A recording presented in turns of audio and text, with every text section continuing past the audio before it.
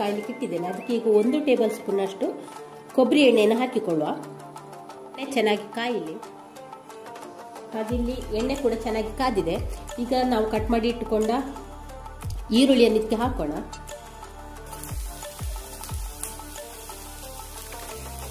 ಈರುಳ್ಳಿಯನ್ನು ಕೆಂಪಗಾಗುವ ತನಕ ಹುರ್ಕೊಂಡ್ರೆ ಆಯಿತು. ಹಾಗೆ ಇದರ ಜೊತೆಯಲ್ಲಿ ಒಂದು 1/4 ಟೀ ಸ್ಪೂನ್ ಅಷ್ಟು ಉಪ್ಪನ್ನು ಕೂಡ ಹಾಕ್ತೇನೆ. ಉಪ್ಪು ಹಾಕಿದ್ರೆ ನಮಗೆ ಇಲ್ಲಿ ಈರುಳ್ಳಿ ಬೇಗನೆ ಫ್ರೈ ಆಗ್ತದೆ. ಈರುಳ್ಳಿ ಫ್ರೈ ಮಾಡುವಾಗ ಯಾವಾಗಲೂ ನಾವು ಬೆಂಕಿಯನ್ನು ಹೈಯಲ್ಲಿ ಇಟ್ಕೊಳ್ಬೇಕು. ಅಂದರೆ ಈರುಳ್ಳಿಯಲ್ಲಿ ಜಾಸ್ತಿ ನೀರಿನ ಅಂಶ ಇರ್ತದಲ್ಲ, ಹಾಗಾಗಿ ಬೇಗ ಫ್ರೈ ಆಗಬೇಕಲ್ಲ. ಹಾಗೆ ಬೆಂಕಿಯನ್ನು ಕೂಡ ಹೈಯಲ್ಲಿ ಇಟ್ಕೊಂಡ್ರೆ ಆಯಿತು. ಈರುಳ್ಳಿಯಲ್ಲಿ ಟ್ರಾನ್ಸ್ಪರೆಂಟ್ ಆಗುವಾಗ ಕೊಚ್ಚಿಟ್ಟುಕೊಂಡ ಶುಂಠಿ ಮತ್ತು ಬೆಳ್ಳುಳ್ಳಿಯನ್ನು ಹಾಕಿಕೊಳ್ಳುವ. ಜೊತೆಯಲ್ಲೇ ಚೆನ್ನಾಗಿ ಫ್ರೈ ಮಾಡಿಕೊಂಡ್ರೆ ಆಯಿತು. ನೋಡಿ, ಈರುಳ್ಳಿ, ಶುಂಠಿ, ಬೆಳ್ಳುಳ್ಳಿ ಎಲ್ಲ ಚೆನ್ನಾಗಿ ಫ್ರೈ ಆಗಿದೆ, ಬ್ರೌನ್ ಕಲರಿಗೆ ತಿರುಗಿದೆ. ಅಷ್ಟೊತ್ತಿಗೆ ನಾವು ಬೆಂಕಿಯನ್ನು ಸ್ವಲ್ಪ ಕಡಿಮೆ ಮಾಡಿದರೆ ಆಯಿತು. 2 ಟೀ ಸ್ಪೂನ್ ಅಷ್ಟು ರೆಡ್ ಚಿಲ್ಲಿ ಪೌಡರನ್ನು ಹಾಕ್ತಾ ಇದ್ದೇನೆ. ಹಾಗೆ ಅರಶಿನ, ಒಂದು 1/4 ಟೀ ಸ್ಪೂನ್ ಅಷ್ಟು ಅರಶಿನ. ಹಾಗೆ ಇಲ್ಲಿ ಜೀರಿಗೆ, ಮೆಂತೆ, ಕೊತ್ತಂಬರಿ ಪೌಡ್ರು ಅದನ್ನು ಹಾಕ್ತಾ ಇದ್ದೇನೆ. ಬೆಂಕಿಯನ್ನು ಸಿಮ್ಮಲ್ಲಿ ಇಟ್ಕೊಳ್ಬೇಕು. ಇನ್ನು ಇದನ್ನೊಮ್ಮೆ ಫ್ರೈ ಮಾಡಿಕೊಳ್ಳ. ನೋಡಿ, ಇಲ್ಲಿ ನಾವು ಹಾಕಿದ ರೆಡ್ ಚಿಲ್ಲಿ ಪೌಡ್ರೆಲ್ಲ ಕಲರ್ ಚೇಂಜ್ ಆಗಿದೆ. ಅಷ್ಟು ಹೊತ್ತಿಗೆ ನಾನಿಲ್ಲಿ ಒಂದು ಸ್ವಲ್ಪ ಹುಣಸೆ ಹುಳಿ ರಸವನ್ನು ಹಾಕ್ತಾ ಇದ್ದೇನೆ.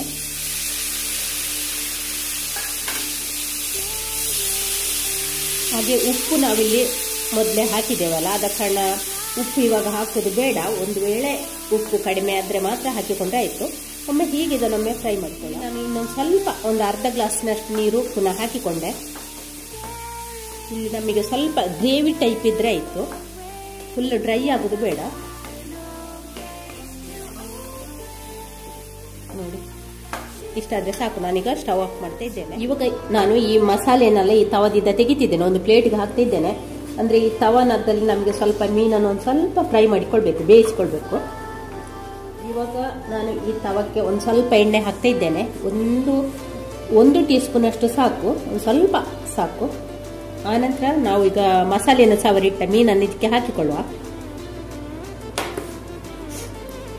ಈಗ ನೋಡಿ, ಬಿಡಿಸಿದ ಮೀನನ್ನು 2 ಹೀಗೆ ಫೋಲ್ಡ್ ಮಾಡಿಕೊಂಡ್ರೆ ಆಯಿತು. ಹೀಗೆ ಮಡಚಿಕೊಂಡು ಹೀಗೆ ಒಂದು ಸ್ವಲ್ಪ ಹೊತ್ತು ಬೆಂಕಿಯನ್ನು ಸಿಮ್ಮಲ್ಲಿ ಇಟ್ಕೊಂಡು ಬೆಂಕಿಯನ್ನು ಮೀಡಿಯಂ ಫ್ಲೇಮಲ್ಲಿ ಇಟ್ಕೊಂಡು ಸ್ವಲ್ಪ ಹೊತ್ತು ಬೇಯಿಸಿಕೊಳ್ಳುವ.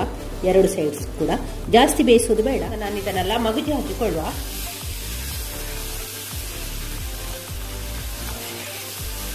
ಇವಾಗ ನೋಡಿ, 2 ಸೈಡ್ ಕೂಡ ಒಂದು ಸ್ವಲ್ಪ ಫ್ರೈ ಮಾಡಿಕೊಂಡಾಯ್ತು. ಪೂರ್ತಿ ಫ್ರೈ ಮಾಡಿಕೊಳ್ಳೋದು ಬೇಡ, ಒಂದು 50% ಇದರಲ್ಲಿ ನಾವು ಬೇಯಿಸಿಕೊಂಡ್ರೆ ಸಾಕು.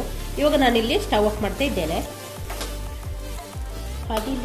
ಹಾಗೆ ನಾವಿಲ್ಲಿ ಮಾಡಿಟ್ಟುಕೊಂಡ ಮಸಾಲೆಯನ್ನು ಇಲ್ಲಿ ಒಂದು ಸ್ವಲ್ಪ ಎಲೆಗೆ ಹಾಕಿಕೊಳ್ಳ.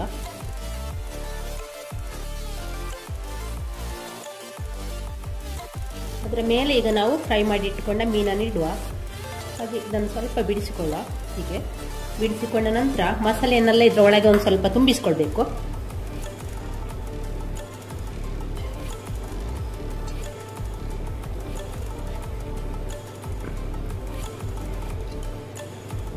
ತುಂಬಿಸಿಕೊಂಡ ನಂತರ ಹೀಗೆ ಸ್ಪ್ರೆಡ್ ಮಾಡಿಕೊಂಡ್ರೆ ಆಯಿತು.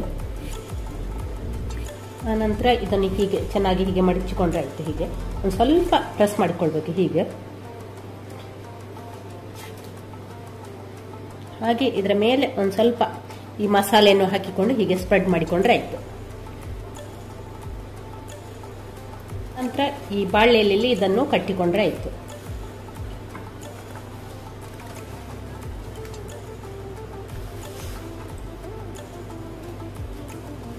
ಹೀಗೆ ಕಟ್ಟಿ ಇಲ್ಲೊಂದು ಸ್ವಲ್ಪ, ಆನಂತರ ಈ ಕಡೆಯಿಂದ ಹಾಗೆ ಇದರಲ್ಲಿ ಬಿಟ್ಟುಕೊಳ್ಳೋದಾಗಿ ಒಂದು ದಾರದಿಂದ ಅಥವಾ ಈ ಬಾಳೆ ಎಲೆಯ ನಾರಿನಿಂದ ಕೂಡ ಕಟ್ಟಿಕೊಳ್ಬೋದು. ಹೀಗೆ ಕಟ್ಟಿಕೊಳ್ಳೋ. ಹಾಗೆ ಇದೇ ರೀತಿ ಈ ಕಡೆ ಕೂಡ ಕಟ್ಟಿಕೊಂಡ್ರೆ ಆಯಿತು.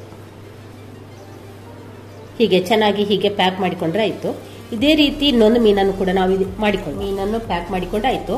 ಇನ್ನು ಇದನ್ನು ನಾವು ಪುನಃ ಫ್ರೈ ಮಾಡಲಿಕ್ಕೆ ನಾನು ಇಲ್ಲೊಂದು ಕಬ್ಬಿಣದ ತವನ್ನು ಕಾಯಲಿಕ್ಕೆ ಇಡ್ತೇನೆ. ಅದಕ್ಕೆ ಒಂದು ಸ್ವಲ್ಪ ಎಣ್ಣೆ ಹಾಕಿಕೊಳ್ಳುವ. ಇವಾಗ ಎಣ್ಣೆ ಕಾದಿದೆ. ಬೆಂಕಿಯನ್ನು ಕೂಡ ಮೀಡಿಯಂ ಫ್ಲೇಮಲ್ಲಿ ಇಟ್ಕೊಂಡಿದ್ದೇನೆ. ಹಾಗೆ ಇವಾಗ ನಾವು ಇಲ್ಲಿ ಪ್ಯಾಕ್ ಮಾಡಿ ಇಟ್ಕೊಂಡ ಮೀನನ್ನು ಇದರಲ್ಲಿ ಇಡುವ. ಬಾಳೆ ಎಲೆಯಲ್ಲಿ ಪ್ಯಾಕ್ ಮಾಡಿಟ್ಟ ಮೀನನ್ನು ಇದರಲ್ಲಿ ಇಟ್ಕೊಳ್ಳುವ. ಬೆಂಕಿಯನ್ನು ಮೀಡಿಯಂ ಫ್ಲೇಮಲ್ಲಿ ಇಟ್ಕೊಂಡ್ರೆ ಆಯಿತು. ಒಂದು ಸ್ವಲ್ಪ ಹೊತ್ತು ಹೀಗೆ ಬೇಯಲಿ, ಆನಂತರ ನಾವು ಇದನ್ನು ಫ್ಲಿಪ್ ಮಾಡಿಕೊಂಡ್ರೆ ಆಯ್ತು. ಇವಾಗ ನೋಡಿ ಒಂದು ಸೈಡ್ ಇದು ಚೆನ್ನಾಗಿ ಫ್ರೈ ಆಗಿದೆ. ಇನ್ನು ಇದನ್ನೊಮ್ಮೆ ನಾವು ಮಗುಚಿ ಹಾಕಿಕೊಳ್ಳುವ.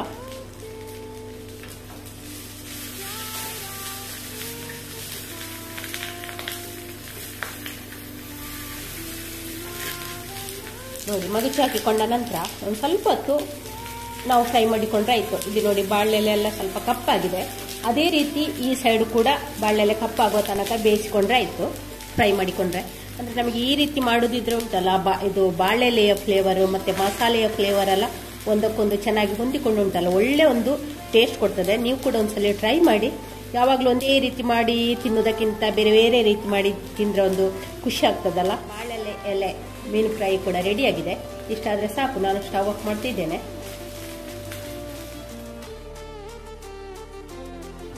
ನೋಡು ನಮ್ಮ ಬಾಳೆಲೆ ಮೀನು ಫ್ರೈ ಯಾವ ರೀತಿ ಬಂದಿದೆ ಅಂತ.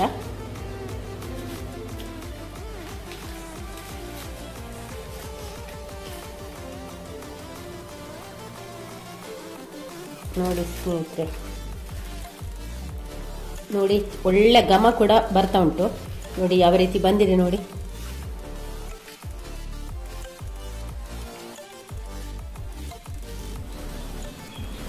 ಸ್ನೇಹಿತರೆ, ಇವಾಗ ನಾವು ಮೀನನ್ನು ಬಾಳೆಲೆ ಎಲೆಯಲ್ಲಿಟ್ಟು ಫ್ರೈ ಮಾಡಿದ್ದೇವೆ. ಟೇಸ್ಟ್ ಯಾವ ರೀತಿ ಉಂಟು ನೋಡುವ. ನೋಡಿ ನಾನು ನಿಮ್ಗೆ ಹೇಳ್ತೇನೆ, ಆನಂತರ ನೀವು ಕೂಡ ಒಂದ್ಸಲ ಟ್ರೈ ಮಾಡಿ. ಹಾಗೆ ನಿಮ್ಮ ಫ್ಯಾಮಿಲಿ ಫ್ರೆಂಡ್ಸ್ ಗಳಿಗೆಲ್ಲ ಶೇರ್ ಮಾಡಬೇಕು.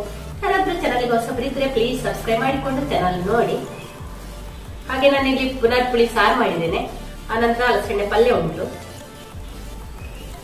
ಫಿಶ್ ಯಾವ ರೀತಿ ಫ್ರೈ ಆಗಿದೆ ನೋಡುವ. ಟೇಸ್ಟ್ ಯಾವ ರೀತಿ ಉಂಟು ನೋಡುವ. ಸ್ವಲ್ಪ ಡಿಫ್ರೆಂಟ್ ಆಗಿ ಮಾಡಿದ್ದೇನೆ ಈ ರೆಸಿಪಿ.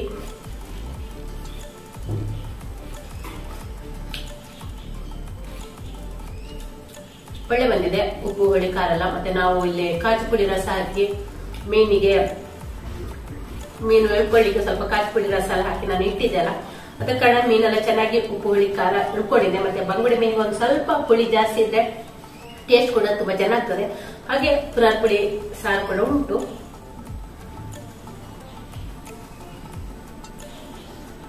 ಹಾಗೆ ಸ್ನೇಹಿತರೆ, ಈ ರೆಸಿಪಿ ನಿಮ್ಗೆ ಇಷ್ಟ ಆದ್ರೆ ಪ್ಲೀಸ್ ಒಂದು ಲೈಕ್ ಮಾಡಿ.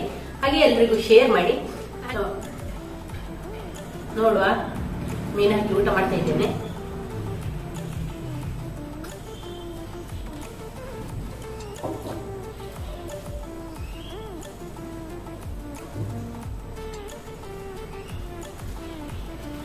ಪುನರ್ ಪುಳಿ ಸಾರು ಮತ್ತೆ ಈ ಕುಚ್ಚಲಕ್ಕಿ ಅನ್ನ ಹಾಗೆ ಮೀನು ಫ್ರೈ ಒಟ್ಟಿಗೆ ಊಟ ಮಾಡ್ಲಿಕ್ಕೆ ತುಂಬಾ ಅದ್ಭುತವಾದ ಒಂದು ಟೇಸ್ಟ್ ಉಂಟು.